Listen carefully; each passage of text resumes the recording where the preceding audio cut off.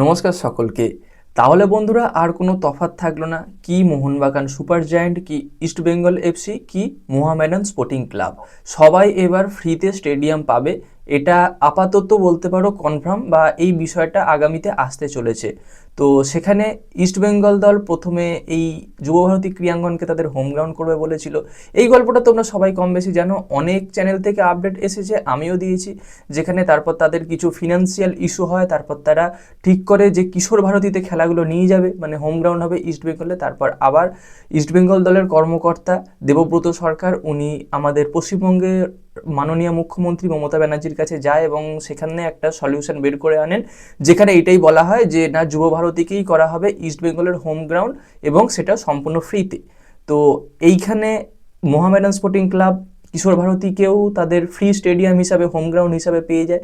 তো সেখানে একমাত্র বাকি ছিল মোহনবাগান দল, যে ফ্রিতে পাচ্ছিল না। তো এখন মোহনবাগানের যারা কর্মকর্তা আছে তারাও কিন্তু এই মুহূর্তে এই বিষয়টা নিয়ে একটু চিন্তাভাবনা করছেন, এবং সেখান থেকে তারাও যতদূর শোনা যাচ্ছে মাননীয় মুখ্যমন্ত্রীর কাছে এই বিষয়টা তারা তুলে ধরেছেন যে সবাই যদি ফ্রিতে পায় আমরা কেন পাবো না। তো সেখান থেকে যেটুকু খবর আসছে, হয়তো মোহনবাগান দলেরও এই হোম গ্রাউন্ড যুব ভারতী ফ্রি হতে চলেছে।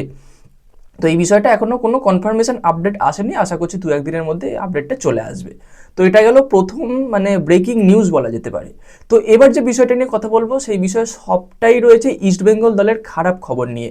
এবার তোমরা অনেকেও বলবে যে ইস্টবেঙ্গল দলের যে নতুন প্লেয়ারটা এসেছে, যে তাকে নিয়ে আমি কেন খারাপ খবর বলবো, সে তো মাত্র 26 বছর বয়স, ডেনমার্ক থেকে এসেছে, খুব ভালো প্লেয়ার হবে। কিন্তু না, এখানেও একটা ইস্যু আছে বলে পার্সোনালি আমার মনে হয়। আর ভিডিওটা সম্পূর্ণ দেখার পরে তোমরা তোমাদের মতামতটা অবশ্যই শেয়ার করো।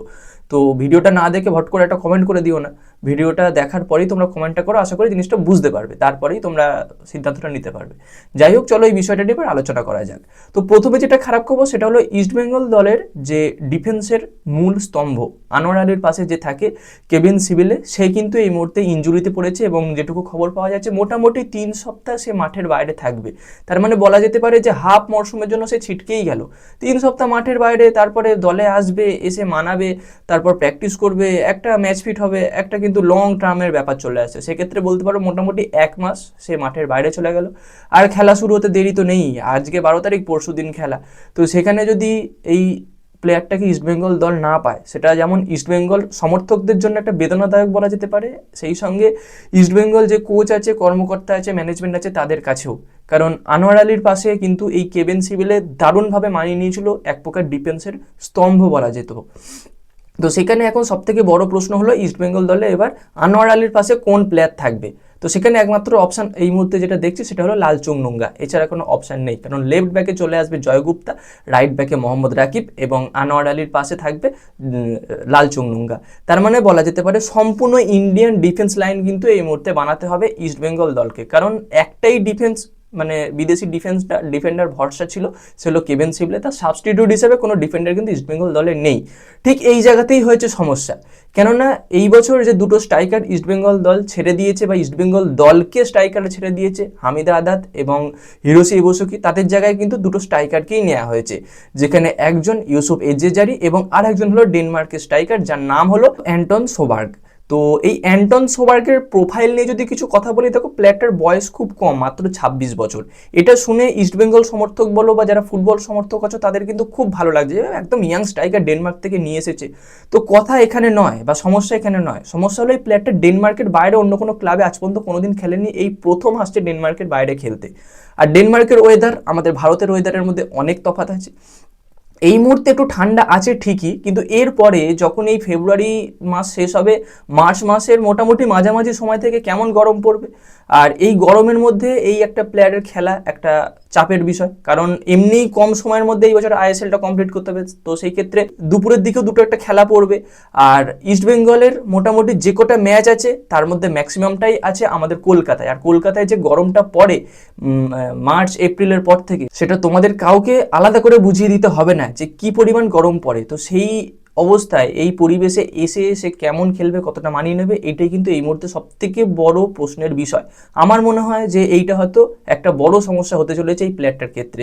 তো এবার দেখো, একটা ভালো সুবিধা আছে যে আমার রিজার্ভ বেঞ্চে আছে একজন বিদেশি স্ট্রাইকার, এটা আমার মনোবল একটা বাড়িয়ে দেবে। কারণ ইউসুফ এজিজারি হয়তো ফার্স্ট চয়েস স্ট্রাইকার হতে চলেছে ইস্টবেঙ্গল দলের জন্য, আর সেখানে রিজার্ভ বেঞ্চে যখন বসে থাকবে অ্যান্টন সোবার্গ, সেটা কিন্তু বেশ ভালো একটা দেখতে লাগবে। কিন্তু এর সাবস্টিটিউট বা অ্যান্টন সোবার্গ যদি না থাকতো, সেক্ষেত্রে কিন্তু আরও অনেক প্লেয়ার ছিল ইস্টবেঙ্গল দলে। এডমন্ড লালেন্ডিকা, জেসন টিকে, পিবি বিষ্ণু, এই সমস্ত প্লেয়ারগুলোকে কিন্তু ভালোভাবে ব্যবহার করতে পারতো ইস্টবেঙ্গল দল, আমার যেটা মনে হয়। তো এই জায়গায় যদি কোনো একজন ভালো মানের ডিফেন্স নিতে পারতো, হয়তো আজকে কিবেন সিবেলের জায়গাটায় একটা চিন্তার জায়গা এসে পৌঁছাতো না। আমার তো এটাই মনে হয়। এই বিষয়ে তোমাদের কি মতামত তোমরা অবশ্যই কমেন্টে জানিও। কারণ দেখো, এক্ষেত্রে হয়তো ইস্টবেঙ্গল সমর্থক বা যারা একেবারে সবসময় চাও ইস্টবেঙ্গল সব ম্যাচগুলো জিতবে, এরকম একটা যাদের মনোভাব থাকে, তারা হয়তো বলবে আমাদের ইন্ডিয়ান ডিফেন্স আছে, এই নিয়েই আমরা ভালো খেলবো। দেখো, এটা হচ্ছে আবেগ, আর কিছু না। আবেগে গা ভাসিয়ে লাভ নেই, বাস্তবটাকে বুঝতে হবে। তো সেক্ষেত্রে কিন্তু একটা সমস্যা হতে চলেছে হয়তো ইস্টবেঙ্গলের জন্য, আমার তো তাই মনে হয়। তো এই বিষয়ে তোমাদের কি মতামত তোমরা অবশ্যই কমেন্টে জানিও। এই জন্য আমি তোমাদের বলেছিলাম যে সম্পূর্ণ ভিডিওটা দেখার পর, শোনার পর তোমরা কমেন্ট করবে। তো যাই হোক, এটাই ছিল আজকের আপডেট। এর পরবর্তীতে এরকম আপডেট আরও পেতে চাইলে আমাদের চ্যানেলটাকে সাবস্ক্রাইব করে দিও, তার পাশের বেল আইকনটাকে অন করে দিও। তো গাইজ, দেখা হচ্ছে পরবর্তী ভিডিওতে। Bye bye.